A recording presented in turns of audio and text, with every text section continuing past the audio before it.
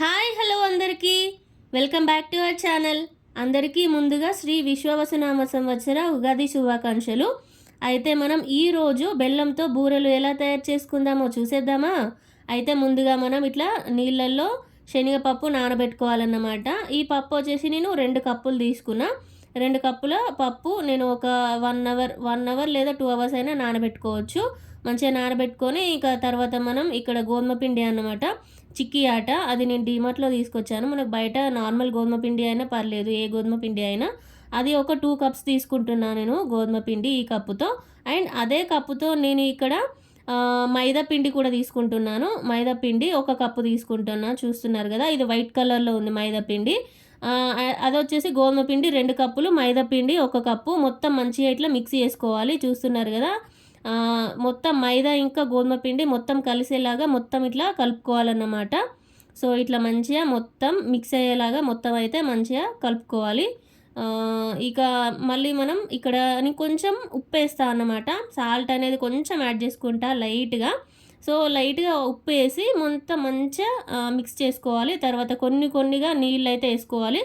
కొంచెం వాటర్ వేసుకుంటూ మంచిగా ఇట్లా ముద్దలాగా మంచిగా పిసికి పక్కన పెట్టుకోవాలన్నమాట. ఒక తట్టలో పెట్టుకున్నా నేను. ఇది మనం పక్కన పెట్టేసుకుందాం. ఇక ఇట్లనే క్యాప్ పెట్టేసి పక్కన పెట్టుకోవాలి. మంచిగా నానుతుంది. తర్వాత ఇక మనం పప్పునైతే కుక్కర్లో వేసుకోవాలి. మంచిగా నానబెట్టుకున్నాం కదా, 2 గంటలు శనగపప్పు నానబెట్టుకున్నాం కదా. నానబెట్టుకున్న పప్పుని కుక్కర్లోకి వేసుకొని ఇక్కడ నేను 2 కప్పుల శనగపప్పు తీసుకున్నా. ఆ శనగపప్పు 2 కప్పులు కాబట్టి నేను 4 కప్పులు నీళ్లు పోస్తున్నా ఇందులో. అదే కప్పుతోటి 4 కప్పులు నీళ్ళైతే పోస్తున్నా ఇందులో. సో చూస్తున్నారు కదా, ఇట్లా 4 కప్పుల నీళ్ళైతే పోసుకోవాలి. ఇట్లా చూసుకోవాలి మంచిగా పప్పు అయితే మునిగిందా లేదా అని చూసుకోవాలి. తర్వాత అందులోకి కొంచెం ఆయిల్ అయితే వేసుకోవాలి. ఆయిల్ ఎందుకు వేస్తున్నా అంటే మనకు పప్పు ఉడికేటప్పుడు మీదికి బుస్ బుస్ అని మొత్తం పైకి వచ్చేస్తుంది, పప్పు అంతా వాటర్ అంతా బయటకు వచ్చేస్తుంది. సో ఆయిల్ కొంచెం వేసినట్టయితే మనకి రాదన్నమాట బయటకి. ఇట్లా మంచిగా కుక్కర్ అయితే పెట్టేసుకోవాలి. ఒక 2 or 3 విజిల్స్ వచ్చేంత వరకు పెట్టుకోవాలి. పప్పు అయితే బాగా ఉడకకూడదు. చూస్తున్నారా, పప్పు అనేది ఇగో ఇట్లా నేను చూపిస్తున్నా కదా, ఇట్లా ఇంతవరకే ఉడకాలి. మొత్తం బాగా ఉడికిపోకూడదు. అట్లయితే మొత్తం బూరెలు మంచిగా రావన్నట్టు. ఇట్లనే వేసుకోవాలి. ఒక 2, 3 విజిల్స్ వచ్చేంత వరకు చూసుకొని ఇట్లా జాలి లాంటి దానిలో ఇట్లా మంచిగా వేసుకుంటే మొత్తం వాటర్ అన్నీ వెళ్ళిపోతాయి. తర్వాత మనం బెల్లం తీసుకోవాలి. మనం శనగపప్పు 2 కప్పులు తీసుకున్నాం కాబట్టి బెల్లం కూడా అట్లనే కప్పుతోటే అందులో వేసేసి నేను కొలత కొద్దీ తీసుకున్నా. ఒక 2 కప్పులు, 2.5 కప్పులు తీసుకుంటే బెటర్. 2.5 కప్పులు అయితే తీసుకోండి మీరు. ఇట్లా మొత్తం బెల్లం తురుముకొని పక్కన పెట్టుకోవాలి. తర్వాత ఒక మిక్సీ జార్ తీసుకొని అందులోకి మనం ఉడకబెట్టుకున్న పప్పు అయితే వేసుకోవాలి. మంచిగా చల్లారబెట్టుకోవాలి పప్పుని. తర్వాత అందులోకి వేసుకోవాలన్నట్టు. బెల్లం కూడా నేను అందులో వేస్తున్నా. మంచిగా తురుముకున్న బెల్లం మంచిగా సన్నగా తురుముకోవాలి కొద్దిగా. మిక్సీలోకి డైరెక్ట్ వేస్తే పట్టదు కాబట్టి కొంచెం చిన్న చిన్నగా తురుముకొని పప్పును బెల్లం అందులోకి వేసుకొని మంచిగా ఇక మిక్సీ అయితే పట్టుకోవాలన్నట్టు. ఇట్లా అయిపోతుంది మనకు. మిక్సీ పట్టుకున్నాక మనకి ఇట్లా అవుతుంది. సో చూస్తున్నారు కదా, ఒక్క చుక్క వాటర్ కూడా అసలు ఇందులోకి వేయకూడదు. మనకు బెల్లంతోటే మొత్తం స్మూత్గా అయిపోతుంది. బెల్లమును శనగపప్పు అదే మంచిగా మొత్తం ఇట్లా మంచిగా మెత్తగా అయిపోతుంది. మనకు వాటర్ అయితే అస్సలు వేయొద్దు. ఇదైతే గుర్తుపెట్టుకోవాలి. ఎందుకంటే మిక్సీ వాటర్ వేస్తే మంచిగా పడుతుంది కావచ్చు అనుకొని అట్లయితే వేయొద్దు. అది ఎట్లున్నో అట్లనే పప్పును బెల్లం అందులోకి వేసేసి మంచిగా ఇట్లా స్మూత్గా మిక్సీ పెట్టుకోవాలి. ఇగో ఇట్లా మంచిగా ఇట్లా లడ్డూలాగా ఇట్లా మనకు ముద్దకు వచ్చేలాగా ఇట్లా స్మూత్గా అవుతుంది అన్నట్టు. పప్పు బెల్లం అయితే ఇట్లా అవుతుంది మంచిగా. సో మనం ఇట్లా అయితే వేసుకోవాలి. ఇక పూర్ణం అయితే మనకు రెడీ అయిపోయింది. మొత్తం ఓవరాల్గా నేను పూర్ణం అయితే ఇట్లా మిక్సీ పట్టేసి పెట్టుకున్నా. ఇక నేను ఇంకొకసారి కూడా ఇంకొంచెం పప్పు మిగిలింది, బెల్లం కూడా ఉంది. సో అట్లనే మంచిగా మళ్ళీ ఒకసారి మిక్సీ పట్టి తీసుకున్నా. ఇగో మొత్తం టోటల్గా పూర్ణం అయితే ఇంత అయింది. ఇక నేను అదైతే పక్కకి పెట్టేసుకుంటున్నా. మంచిగా ఇట్లా ముద్దకు వస్తుంది, మంచిగా ఉంటుంది అన్నట్టు. ఇట్లనే వేసుకోవాలి. సో మనకి ఇట్లా మొత్తం ఇట్లా ప్రిపేర్ అయిపోయింది.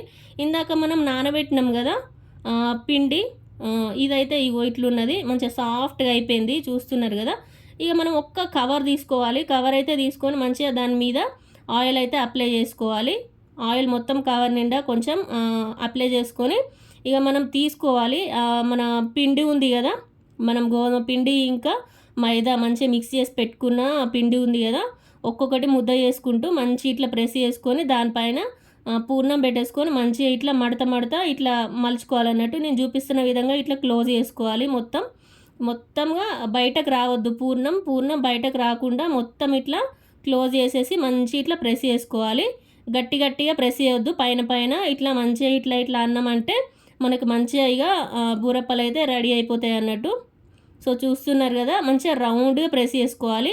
దాని మీద ఇంకొక కవర్ వేసి కూడా ప్రెస్ చేసుకోవచ్చు. బట్ నేను కొంచెం ఆయిల్ అప్లై చేసుకుంటున్నా. నా హ్యాండ్స్ కూడా, ఫింగర్స్ కూడా, నా వేళ్ళకు కూడా కొంచెం అట్లా నూనె ఇట్లా అప్లై చేసుకుంటూ దాని మీద పెట్టుకొని ఇట్లా ప్రెస్ చేసుకుంటున్నా అన్నట్టు. మంచిగా ఉంటుంది. ఇట్లా అయితేనే మంచిగా వస్తాయి. నేనైతే ఇట్లనే చేస్తాను. టేస్ట్ కూడా బాగుంటాయి. అండ్ మంచిగా ఇట్లా పూర్ణం అయితే బయటకు రాకుండా మంచిగా కాల్చుకోవచ్చు అన్నట్టు. అందుకనే నేనైతే ఇట్లనే చేసుకుంటా. మీరు కూడా ఇట్లనే ట్రై చేయండి. సో మనకి ఇక చూస్తున్నారు కదా, ఇదైతే రెడీ అయిపోయింది. ఎక్కువ ప్రెస్ చేయొద్దు, ఎక్కువ పెద్దగా కూడా చేయొద్దు. ఎందుకంటే పూర్ణం బయటకు వచ్చిందంటే మళ్ళీ కాల్చేటప్పుడు మొత్తం బయటకు వస్తుంది. అందుకని ఇట్లా వేసుకోవాలి. మంచిగా నీట్గా ఆయిల్ అప్లై చేసుకుంటూ రౌండ్గా ప్రెస్ చేసుకోవాలి. ఇక మనకి ఇట్లా అయితే బాగుంటుంది. ఇక మనం తీసేసుకొని మంచిగా ఒక ప్లేట్లో వేసేసుకొని ఒక కవర్లో వేసేసుకుంటే బెటర్.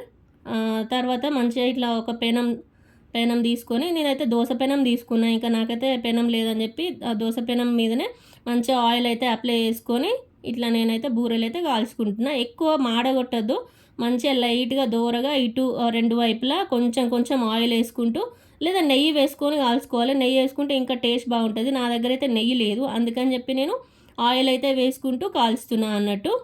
ఆయిల్ వేసుకొని ఇట్లా బూరెలు అయితే నేను కాలుస్తున్నా. ఇంకా నెయ్యి ఉంటే మంచిగా ఫ్లేవర్ అనేది మంచిగా వస్తుంది, టేస్ట్ అనేది సూపర్ ఉంటుంది. నెయ్యి బూరెలు అంటారు, మంచిగా ఉంటుంది టేస్ట్. మీరైతే అట్లా ట్రై చేయండి. సో ఇక మనకు ఫైనల్గా బూరెలు అయితే రెడీ అయిపోయినాయి. సో చూస్తున్నారు కదా, నేను ప్లేట్లో అయితే వేసేసిన, ఎంత బాగున్నాయి. అండ్ చాలా ఈజీ ప్రాసెస్ అండ్ చాలా ఈజీగా చేసేసుకోవచ్చు. మీకు నచ్చినట్టయితే ఒక లైక్ చేయండి, షేర్ చేయండి అండ్ సబ్స్క్రైబ్ చేయండి. Thank you for watching.